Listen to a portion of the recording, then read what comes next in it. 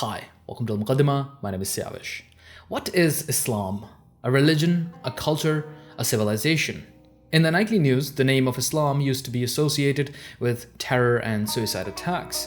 Now it's like that on social media. The Middle East is synonymous with violent clashes. Cities like Baghdad and Damascus are considered the most dangerous to travel to. When you search for Middle Eastern history books, you get a dozen layers of books about before you get to any other type of history. However, there was once a time when Baghdad and Damascus were among the most prosperous cities in the world. They were seats of an office that sponsored, among others, scholars and scribes that kept the light going as Europe struggled in the so-called Dark Ages. Within a single generation, the Arabs went from tribal nomads to the rulers of mighty empires comparable in their prestige to the emperors of Rome and China. They built palace cities such as the ones in Cairo, Samarra, and Cordoba. It is thanks to them that 2/3 of the stars that have names have Arabic names. They created prosperous pockets of Islamic civilization in Spain, Egypt, Syria, Iraq, Persia, and India. Eventually, the honor of the caliphate was taken from them by the Turks, who, like the Arabs, were nomads. These Turks opened the gateway into Europe and in many ways outperformed their predecessors until they came to be known as the sick man of Europe. This is the first half of the story of Islam in 20 minutes.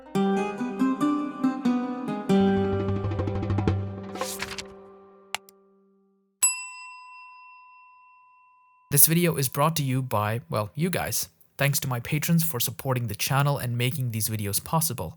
Al-Muqaddimah is funded only by Patreon, and as you can see, the videos take a long time to research, edit, and produce. And it's only because of my patrons that I am able to put this kind of time into these videos and keep them free from any kind of paywall. So if you want to pledge $1 or more to support the channel, you can head over to my Patreon. Link is in the description. You can also become a member right here on YouTube. There's some cool stuff that comes with it. Back to the video.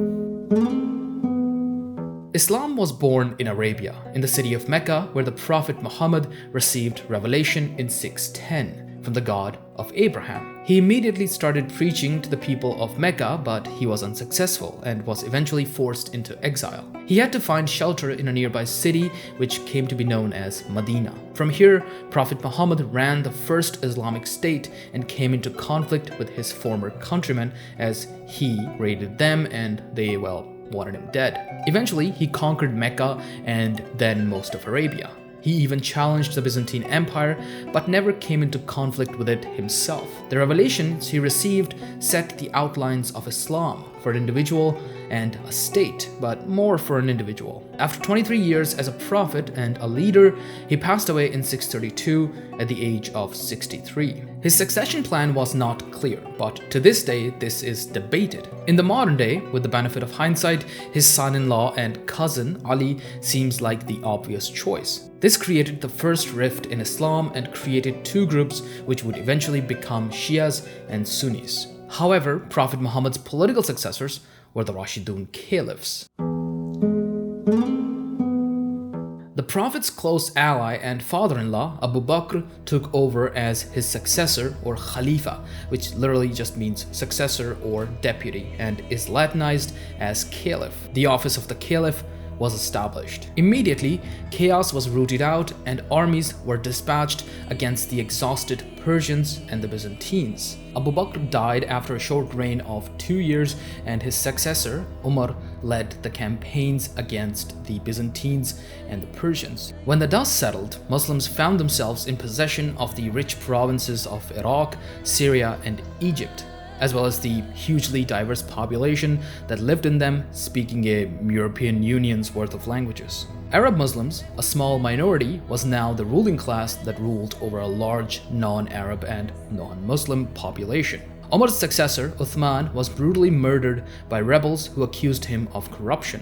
Ali, the Prophet's son-in-law, was finally made caliph, but Uthman's cousin, Muawiyah, wanted retribution for the murder, and it broke out into the form of the First Civil War, or the First Fitna, as the Muslims call it. Unfortunately, Ali did not live to see the end of the war, and his rival, Muawiyah, became caliph after Ali's son gave away his claim. Muawiyah founded the Umayyad dynasty, which ruled the Islamic Empire for almost a century. The seat of their power was in Damascus. They expanded the empire to the Indus in the east and Iberia in the west, making it one of the largest empires in history.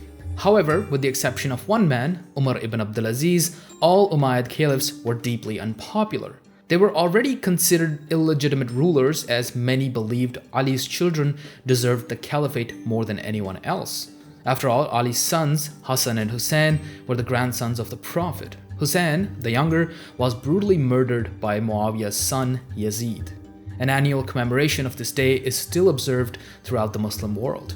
In addition to that, the large non-Arab population was now slowly converting to Islam. Arab Muslims were becoming an increasingly small percentage of Muslims.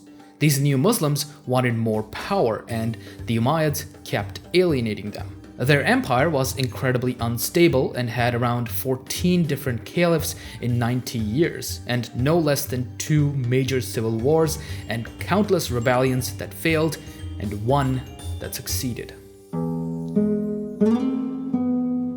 In 750, a revolution overthrew the Umayyad dynasty and replaced them with the Abbasids, who were descendants of the Prophet's uncle Abbas. They were members of the Prophet's house, no doubt, but not the ones the people were hoping for. The Abbasids were supported by non-Arabs who felt like second-class citizens under the Umayyads.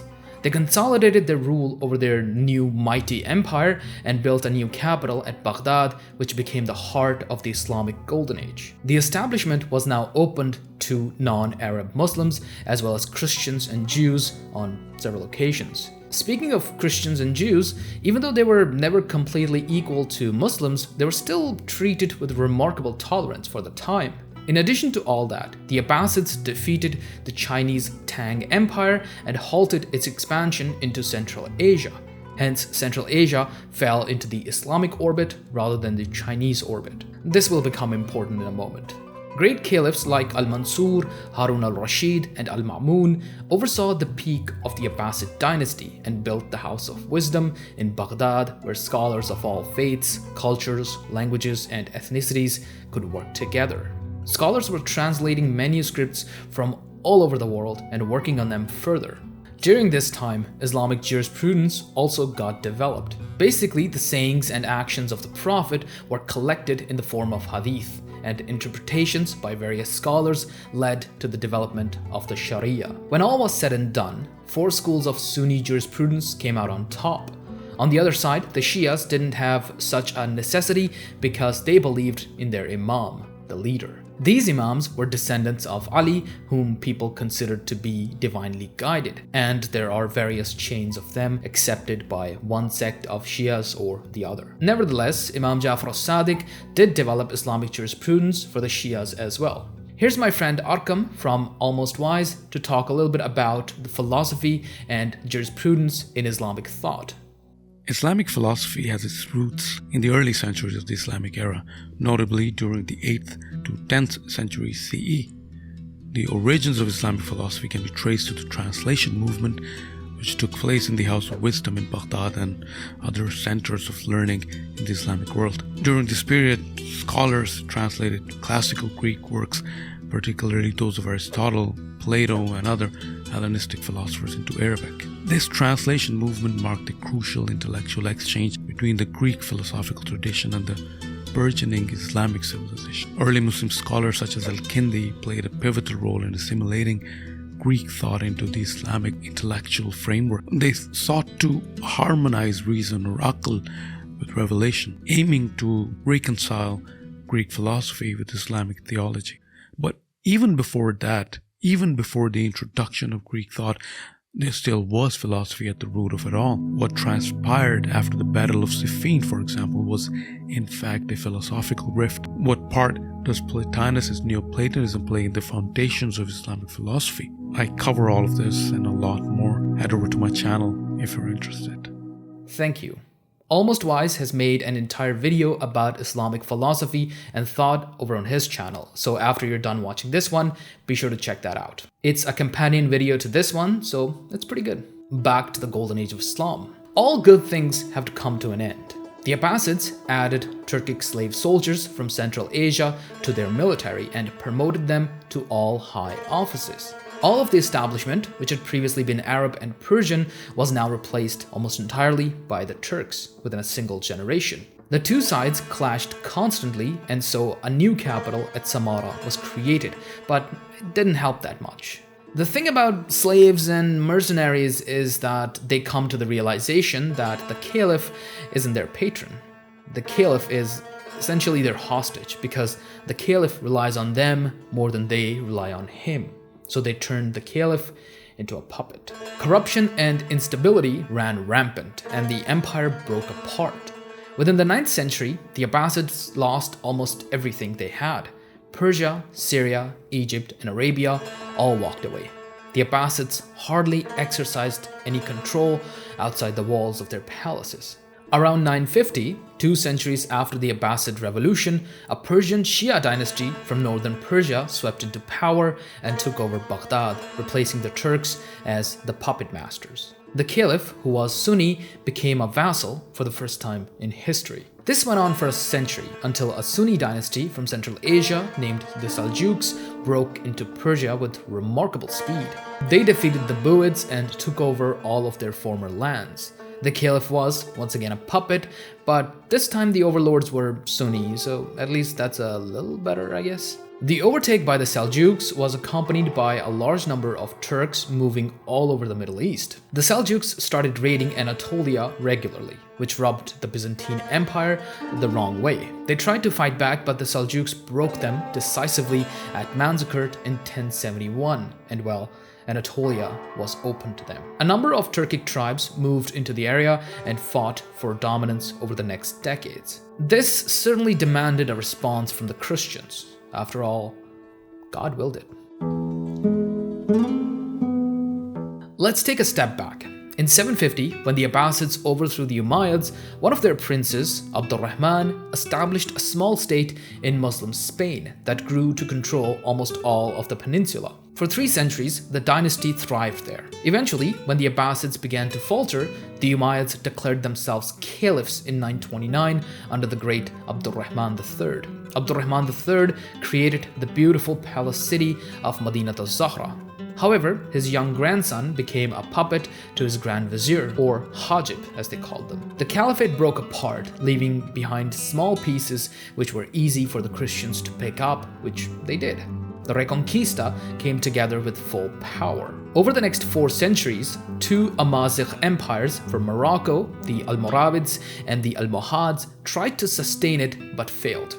Slowly, the Christians took over the entirety of the peninsula except for Granada, where a dynasty called the Nasrids awkwardly tried to survive for 2 more centuries, but they couldn't. The last Muslim ruler in Iberia, Muhammad XII of Granada, was expelled in 1492, the same year Columbus sailed the ocean blue.